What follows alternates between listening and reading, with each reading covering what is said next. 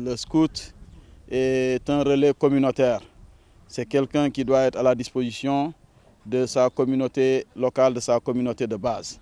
Donc nous avons reçu cette formation depuis 2019.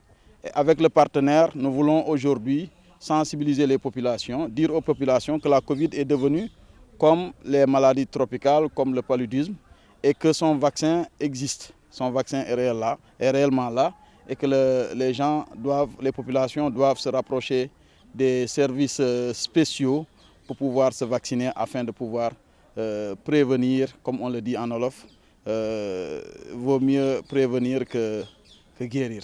C'est un projet qui doit durer 3 mois, qui va commencer d'abord par une formation. La formation va viser à former, pour la région de la Casamance, à former 35 champions. Nous les appelons les champions de la santé. C'est-à-dire qu'ils ne seront pas là uniquement pour la Covid, ils vont aussi peut-être travailler sur d'autres maladies. Nous sommes en début d'hivernage, il y a le paludisme qui sera là. Ils vont en même temps aussi sensibiliser sur d'autres types de maladies. Après cette formation, on aura maintenant le travail sur le terrain avec des visites à domicile, avec des renforcements de capacités qui se feront autour des VAD, autour du thé, dans les quartiers, dans nos maisons.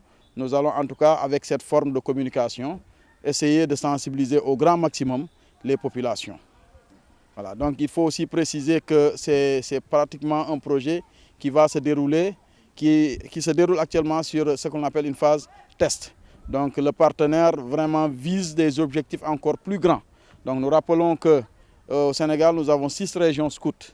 Et toutes les 6 régions scouts auront comme mission, par rapport à ce projet, de former 35 champions dans le domaine de la santé. Et ces 35 champions sont considérés, comme je l'ai dit en l'entame de mes propos, comme étant des relais qui vont relayer en tout cas cette sensibilisation qui visera à inviter les populations à se rapprocher des structures sanitaires afin de pouvoir exécuter les vaccinations.